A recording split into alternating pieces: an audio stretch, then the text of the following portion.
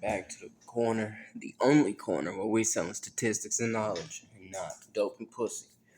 Um, Quarterfinals, baby. Quarterfinals is over and done with. We'll start with the Miami Ohio State game. Miami holds Ohio State scoreless in the first half, gets the win 24-14.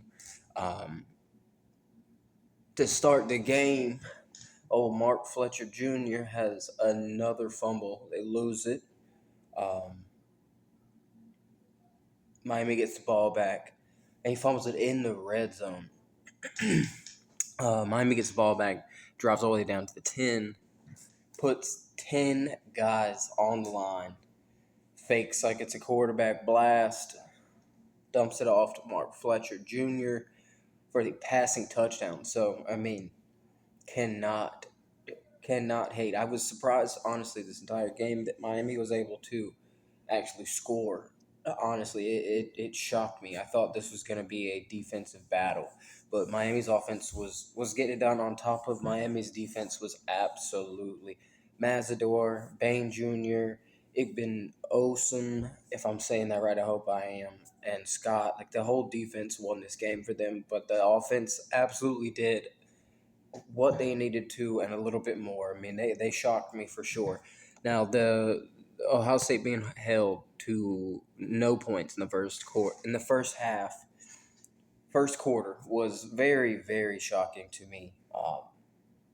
No, it was the first half. It's the first half. And they had -3 yards at halftime, ended up with 45 in the entire game, and 34 of those were on the first drive right out of halftime, if we're being honest, with Bo Jackson, where they did get a touchdown. The first two drives right out of halftime did result in points. In between those, we did have Carter Davis nailing a 47-yarder, just kind of take some of the, still make it a 2 possession game. Sand was 8 for 8 out of the half. Both the first two drives, like I said, resulted in touchdowns. And then even before half, man, the kid could not catch a break. Almost perfect on the drive right before half ended, and then Fielding missed yet another field goal to the left. Just absolutely pushed it. Was not ever going to, and this was after Keontae Scott's pick six, because Ohio State was driving. They had just dropped a 59-yard bomb to Jeremiah Smith, and I honestly, boys, have never seen a stadium sound that loud on a television set. That bomb to Jeremiah Smith is insane. Bo Jackson, obviously, the touchdown drive I'm talking about was 11 plays, 82 yards, right out of halftime. Came out -3 yards at halftime. Watch this. -3 rushing yards at halftime. Watch this. Malachi Toney on the other side of the football has fumbled 3 times, maybe even 4, but I know for sure it's 3. They didn't lose either of the 2 that he had in this game. But aside from the fumbles, Mark Fletcher Jr. has been Edwin Diaz in terms of closing football games out in the fourth quarter. When they need a first down, this boy will break out a 25-yard rush and put them in field goal range to just absolutely put a nail in the coffin. This team is getting better every single week, and I love it, honestly. I hate that Carson Beck is on this football team. I genuinely do. He was 19 for 26, 138 yards and touchdown. They had more rushing yards than passing yards, 153 rushing to 138 passing. The boys were just balling out. And speaking of scoreless in the first half, the first time that's happened to Ohio State since the 2016 Fiesta Bowl. At half, the possession time was ridiculous, 20 minutes to 10. Miami, these boys just absolutely destroyed them. I loved every second of it. Obviously, dislike Ohio State far more than I dislike Carson Beck. So if it has to be Beck, then it has to be Beck. Um, but like I said, Miami gets the win, 24-14. These boys were hitting, man. Ohio State. I don't think Ohio State was really ready for Miami to come out hitting as hard as they were. I think it really shocked them. Sayan was sacked 5 times in this football game. So shout out Miami. They will be facing uh, Ole Miss. They will be facing Ole Miss. The Oregon Texas Tech game, yet another first round bye. Top 4 team cannot get it done. Oregon gets to win 23-0, shuts out Texas Tech and Baron Morton, man. Rushing yards wise, Texas Tech only had 64 rushing yards this entire game. Cannot have that when your quarterback has 3 turnovers, only 137 yards.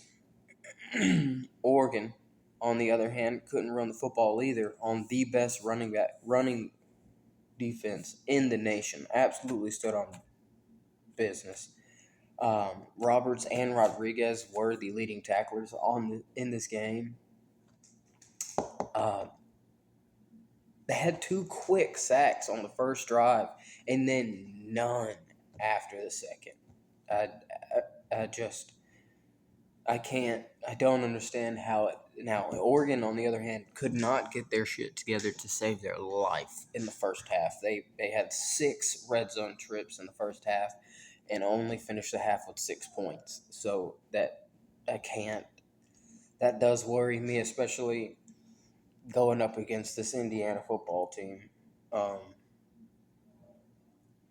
I've got they had a fake punt in the second quarter on 4th. Get it, go for a field goal. Went for it a second time, didn't get it. They were all over the place. Now Dante Moore himself, 26 for 33, 234 yards.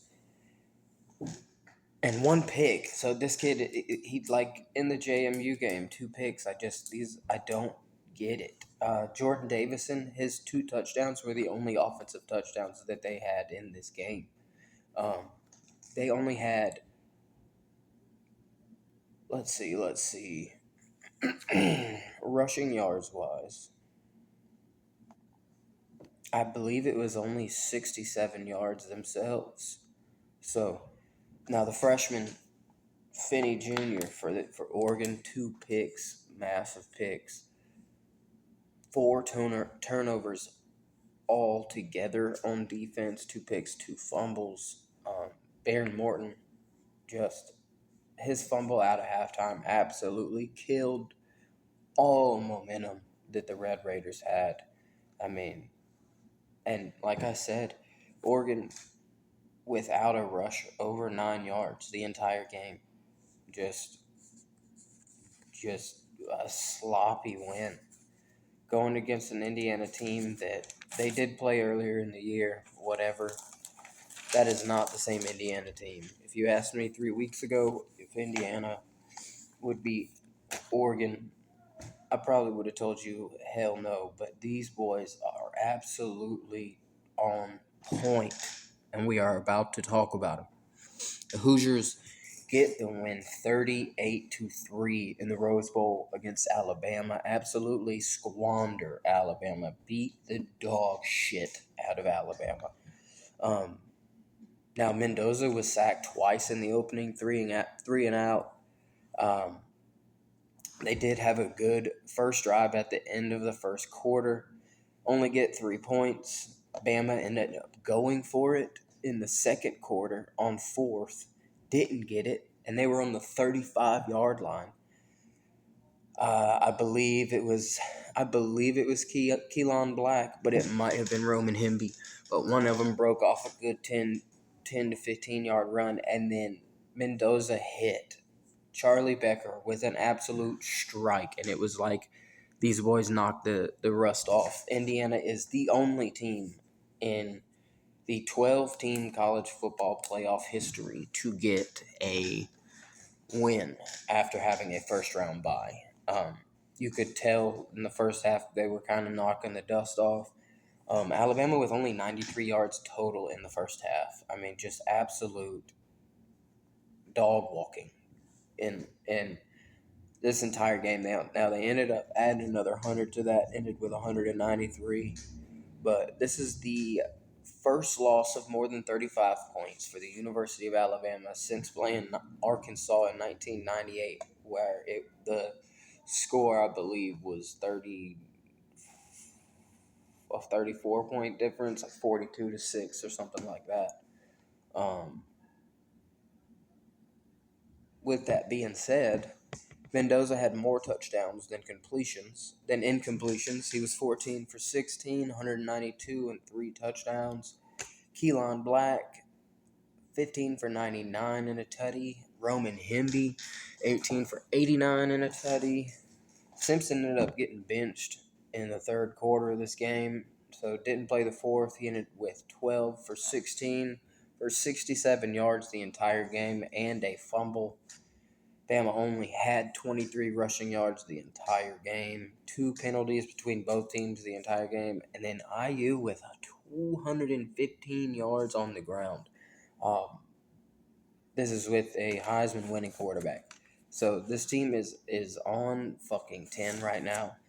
Honorable mention is, I mean, if you don't feel how about your girl, how Kurt Herbstreit feels about the Rose Bowl, man, let her go. Because I'm telling you, this man, Kurt Herbstreit, is an absolute dog, man. He loves it. He loves it. Just go and look. I'm sure there's clips, but the man talks so well about the Rose Bowl. He loves it, dude. You gotta give it to him, man. He loves Pasadena. Now, this is a game I don't want to talk about, fellas. This is a game I don't want to talk about. But Ole Miss and Georgia. Ole Miss gets a win 39-34 in the Sugar Bowl. Ole Miss started the game out, man. 255-plus yard field goals. Georgia immediately answers with a touchdown. They were 3 for 3 passing wise on the touchdown drive before half. Keelan Lacey fumbled right before the half, and we ended up getting 3 out of that. Dalen Everett returned it. Ole Miss clock management, just disaster before half. Ends with them not being able to get anybody on the field to get any points instead of getting 3. It was 21-12 at half, 27-13 in the second half. The Dogs just... And the first half, I think, doesn't really matter. The second half is what we're going to talk about. In the second half, the Dogs went for it on fourth down twice. Now, the first one, it was a fake punt. Ended up getting it. The second one, we didn't get, and we were up, and we were in negative field position. So, but word on the street is that the ball was never supposed to be snapped on the second one. It was never supposed to be snapped. Now, with that being said, the DBs in the second half were absolutely fucking lost. Robinson, Everett, Bolden, and especially DeMello Jones. DeMello Jones was turned around and confused more than I have seen any DB anywhere ever. I mean, all 4 of them, I feel like, had no idea what was going on. It was just putting hands on people. It just didn't make sense to me. Now, we can pick and choose what the problem was, but we're not going to do that. What I will say is Gunnar Stockton was not the problem. Gunnar Stockton there's maybe 3 quarterbacks in college football at all, and one of them is Diego Pavia, and one of them is Haynes King, and the third one is Gunnar fucking Stockton. Would take the hits that Gunnar Stockton was taking to make some of the throws in these games. in this game alone, but really all season long. But this game, I think Josh Pate said it the best, honestly. Uh, he was in about 3 or 4 car wrecks in this entire game. This kid got destroyed. Ended 18 for 31, 203, 3 touchdowns, 1 passing, 2 rushing, and he got sacked twice. Not Dion Branch, Jesus. Zachariah Branch, 8 for 67 and a touchdown. Nate Frazier, 15 for 86. Uh, Speaking of Nate Frazier, I just don't understand why, with the game Nate Frazier was having, why the Dogs did not. Now, we did ended up going down and tying the game, but we had a chance to score a touchdown with a minute left. But we are on the 3-yard line, decide to run inside zone from shotgun instead of just loading out the line and putting them up, putting them in. I mean, and it wasn't even Frazier. We run it with Chauncey Bowens, which no shade on Chauncey Bowens. The boy has absolutely been on 10, but Nate Frazier should have absolutely gotten that ball. This is not as bad as a Marshawn Lynch Seattle Seahawks situation, but it is in my eyes. The man should have got the ball. The man should have got the ball. On the other side, with that being said, Trinidad Chambliss, I have been saying his name since week 3, fellas. I have been saying this boy's name. He took Austin Simmons' job when Simmons got hurt. I just found out today Austin Simmons is transferring to Missouri. He's still going to be on the squad for the playoffs. I highly doubt, even if Chambliss gets hurt, that Austin Simmons gets in any game, seeing how he's pretty much promised to another university. Um, but with that being said, 30 for 46, 362 yards, 2 touchdowns, and was not sacked not one time. The University of Georgia did not get hands on Trinidad Chambliss not one time. Keywan Lacey, 22 rushes for 98 yards and 2 touchdowns. Harrison Wallace, 9 for 156 and a touchdown. And Dazon Stribling, 7 for 122. I mean, the Rebels were absolutely on 10 in the second half, came out and just slung it. Just slung it. There were so many. This offense is not a Jackson Dart offense, and I don't say that in a bad way, but just some of these offenses have been dumbed down so much that it doesn't really take much for them mentally. Obviously it comes down to skill no matter what, but um, they just Trinidad Chambliss will go through his reads. The first one's not there, and he makes the right reads every single time. He's putting it on a dot. He's putting it in the back of the end zone. I mean, the kid is but he's a problem, y'all. He's an absolute problem. I cannot wait to see who gets him in the NFL, because whoever does, I promise you, people will be screaming for his name. And I hope they beat Miami, honestly. They're the only SEC um, team representative left. So, I mean, I really feel like I would not mind watching the Rebels win it, especially with everything they've gotten going on. I would love for Lane Kiffin to have to say that he left for LSU to have a bigger market for better recruits, and so that he could win a national championship, and then the team he left win a national championship. I think it would be the funniest thing in the Lane Kiffin saga ever. The most poetic ending ever. So, with that being said, boys, we've got Miami, Ole Miss. That one, I really think Miami is going to end up getting it done. I really hope they don't. The defense just looks so good. I don't know how Trinidad is going to handle that. They will 100% put hands on Trinidad in that football game, but Trinity's got some feet on them. Whack.